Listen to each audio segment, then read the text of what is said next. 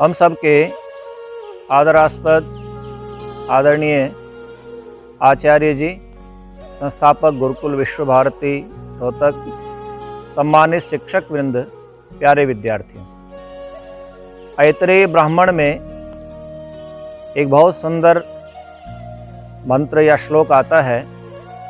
चरण वै मधुविंदति चरण स्वाद मुदुम्बरम सूर्यस्य पश्य श्रेमाणम यो न तंद्रयते चरण चरैवेति चरैवेति। कि जो पुरुषार्थ करता है, परिश्रम करता है, वो मधु अमृत को प्राप्त करता है। और चरण वै मधुविंदति चरण स्वाद मुदम्बरम, कि जो चलता है अर्थात पुरुषार्थ करता है, वो उदुम्बरम वैसे गूलर को कहते हैं। तो यहाँ पर प्रतीकात्मक रूप से हम ये समझ सकते हैं कि वो भौतिक पदार्थों को, भोज्य पदार्थों को प्राप्त करता है। सूर्यस्य पश्य श्रेमाणम यो न तंद्रयते चरण, कि हे रोहित, सूर्य को देखो, इसके पुरुषार्थ को देखो। यो न तंद्रयते चरण, जो चलता हुआ कभी आलस्य को प्राप्त नहीं होता। चर एव एति अर्थात चरैवेति, जो चलता है वही प्राप्त करता है, जो पुरुषार्थ करता है वही प्राप्त करता है। जो परिश्रमी नहीं है, पुरुषार्थी नहीं है, उद्यमी नहीं है, उसको कुछ भी प्राप्त नहीं होता। उद्यमेन ही सिद्ध्यन्ति कार्याणि न मनोरथै न हि सुप्तस्य सिंहस्य प्रविशन्ति मुखे मृगाः। कि जिस प्रकार से उद्यम करने से सभी कार्यों में सफलता प्राप्त होती है, यदि जंगल का राजा सिंह अपनी गुफा में या कहीं पर भी पड़ा हुआ है, भूख लगी है, तो उसको भी पुरुषार्थ करके ही अपना भोजन प्राप्त करना होता है।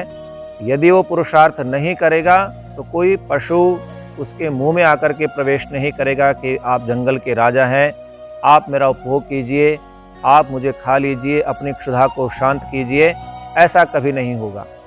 इसलिए सदैव पुरुषार्थ करने का मन में संकल्प होना चाहिए। शरीर प्राप्त हुआ है, इस शरीर के अंदर आप भोजन करते हैं। यदि इंटरनल पार्ट्स जितने भी हैं, यदि वो काम करना छोड़ दें कि भाई आदमी हाथ पैर तो चलाता ही नहीं, इधर उधर तो जाता ही नहीं, पुरुषार्थ तो करता ही नहीं, हम क्यों करें, हम क्यों इसके लिए भोजन को पचाएं। तो इस प्रकार से धीरे धीरे वो स्वयं भी रुग्ण अवस्था में चला जाता है, उसका भोजन पचना भी धीरे धीरे खत्म हो जाता है, जो पुरुषार्थ नहीं करता है। तो परमपिता परमात्मा ने ये शरीर सबको पुरुषार्थ करने के लिए प्रदान किया है। इस शरीर से निरंतर पुरुषार्थ करें। अकर्मा दस्यु, जो कर्म नहीं करता है वो दस्यु है, अनार्य है, अर्थात डाकू, चोर, लुटेरा, जो दूसरे की संपत्ति को केवल हड़पना चाहता है, ऐसा भाव उसका होता है जो कर्म नहीं करता। इसलिए निरंतर पुरुषार्थ करना ही हमारा उद्देश्य होना चाहिए। और ये पुरुषार्थ, ये कर्म यदि निष्काम हो जाएं, तो निष्कामता से अर्थात सांसारिक इच्छाओं की दृष्टि से यदि हम कर्म न करें, केवल ईश्वर को प्राप्त करने की दृष्टि से कर्म करेंगे, तो वो निष्काम कर्म हो जाएगा।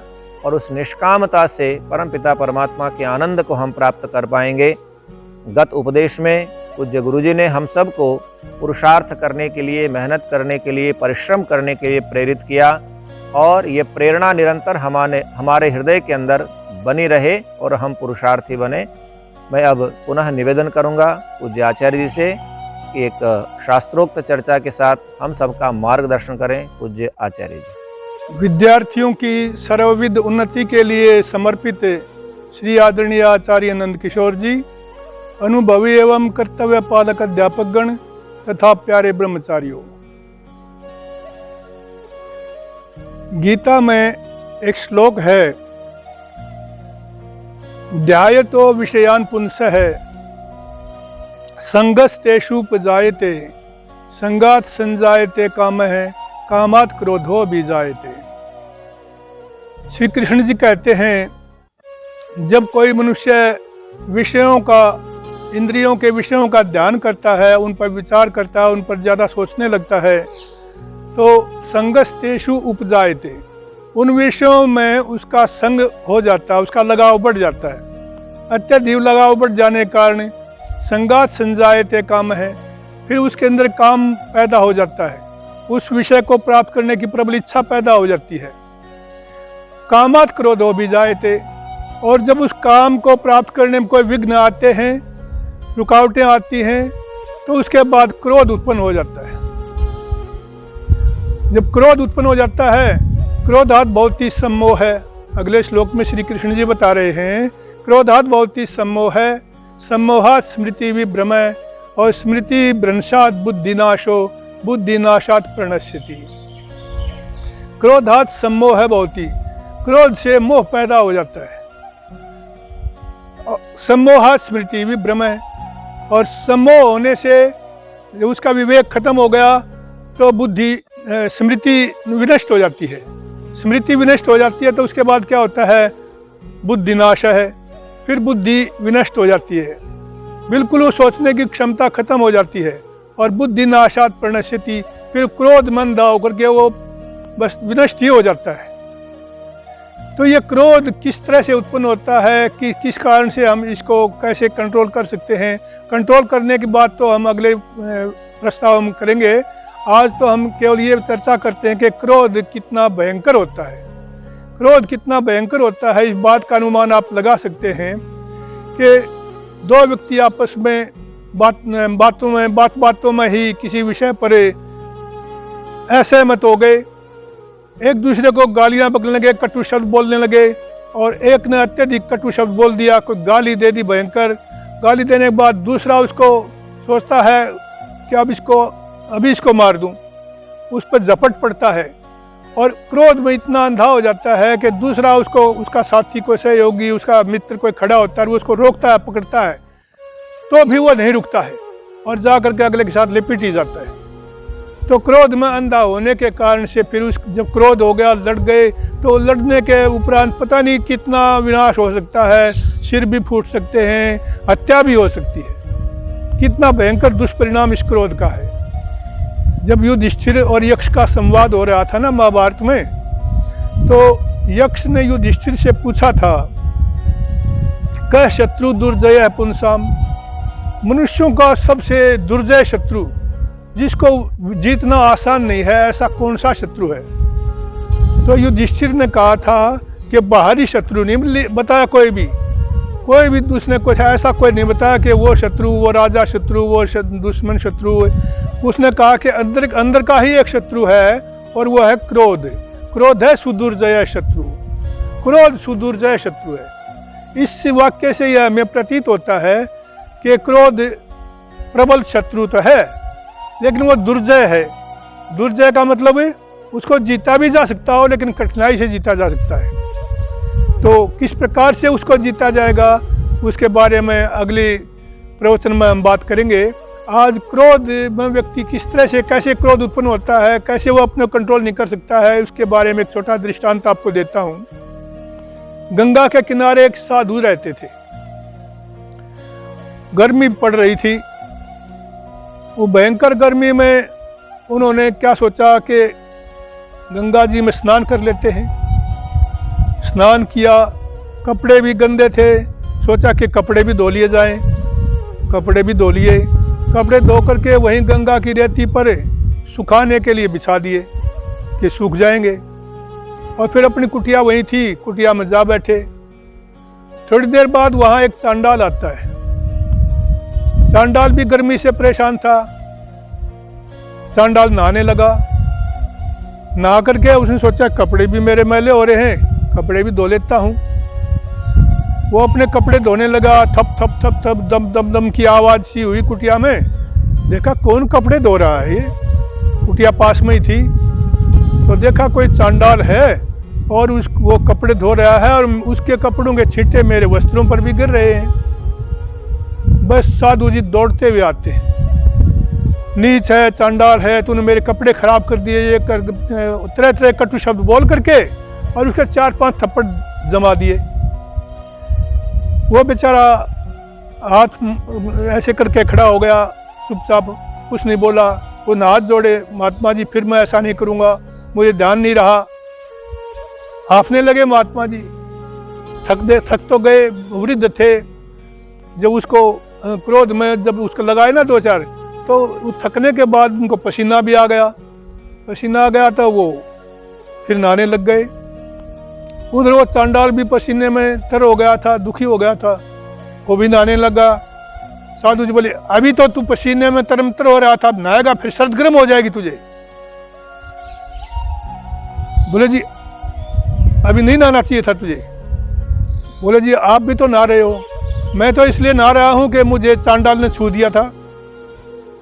चांडाल बोला, जी मैं भी इसलिए नहा रहा हूं कि मुझे महाचांडाल आपके क्रोध ने छू दिया था। तो वास्तव में ये क्रोध जो है महाचांडाल है, और क्रोध पता नहीं कितना विनाश व्यक्ति का करा देता है। क्रोध से ही सारे झगड़े पैदा होते हैं, और वो झगड़े इस रूप में इतने अधिक बढ़ जाते हैं, उसके बाद वो पछताता है। स्वयं वही व्यक्ति पछताता है, ओहो मैं थोड़ा अपने आप को रोक लेता, थोड़ा मैं संयम से काम लेता, मैं क्रुद्ध होकर के इस दुर्घटना को अंजाम न देता, तो आज ये दिन न देखने पड़ते। क्योंकि मुकदमा चलता है, हत्याएं हो जाती हैं, पता नहीं क्या क्या बढ़ जाती हैं।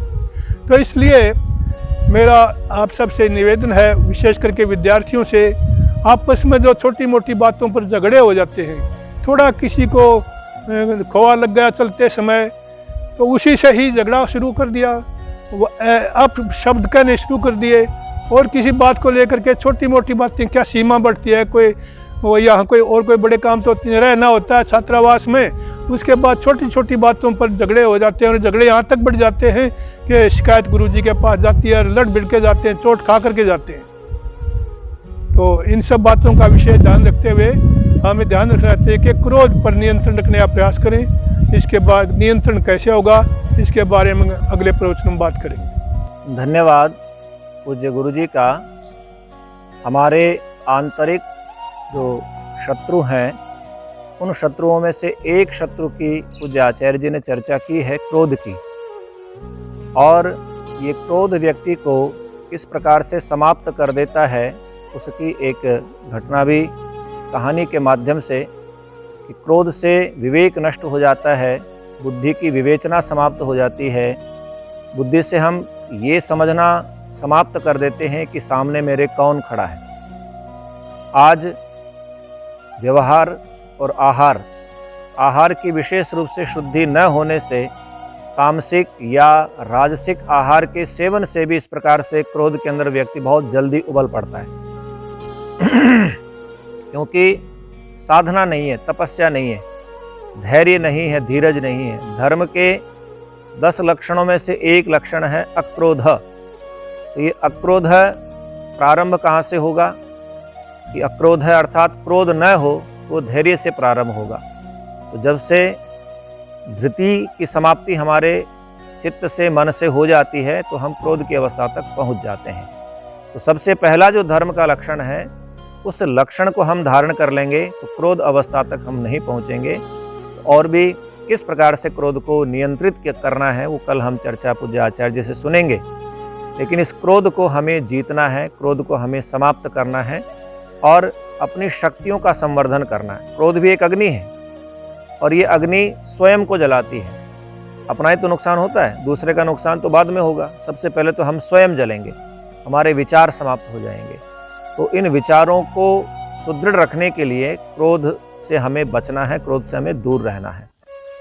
क्रोध करने से कितनी ऊर्जा की हानि होती है। एक बार यदि व्यक्ति भयंकर क्रोध करता है, बहुत उबाल उसके अंदर आ जाता है, तो कम से कम 4 से 5 घंटे हम काम कर सकें, पढ़ सकें, इतनी शक्ति का व्यय हो जाता है। तो इतनी शक्ति एक दिन के क्रोध करने में समाप्त होती है, तो कितना सारा, यदि जीवन में हम प्रतिदिन एक बार भी क्रोध करते हैं, तो कितनी ऊर्जा का विनाश हम करते हैं। हमारे द्वारा किए हुए भोजन, जिससे हमारा शरीर की संरचना सुंदर होती है, सुंदर सुगठित शरीर बनता है, वो क्रोध की अग्नि में जल करके, और कहीं न कहीं कुरूपता हमारे चेहरे पर प्रकट होती है, भयंकर चेहरा हमारा हो जाता है। क्रोध अवस्था में यदि किसी के चेहरे को आप देखेंगे, तो जो सौम्यता, जो प्रसन्नता व्यक्ति के मुस्कुराने पर है, हंसने पर है, वो क्रोध के समय बिल्कुल नहीं रहती। व्यक्ति कांपने लगता है, पसीना पसीना हो जाता है। तो ऐसी भयंकर स्थिति उसकी हो जाती है, और चित्त के अंदर अस्थिरता पैदा हो जाती है। तो इस अस्थिरता को समाप्त करने के लिए सर्वप्रथम हम धृति, धैर्य को धारण करें, तो क्रोध की अवस्था तक हम पहुँचेंगे नहीं। किसी व्यक्ति ने कोई कुवचन कह दिया तो वही सहो असि सहो मयि धेहि, हे परमात्मा आप सहनशील हैं, हमें भी यह सहन शक्ति प्रदान करो। इस प्रकार से अपने नित्य प्रति के आत्मनिरीक्षण में भी इस बात का चिंतन करेंगे तो निश्चित रूप से हमको लाभ होगा। पूज्य गुरु जी का बहुत बहुत धन्यवाद, आभार। ओम।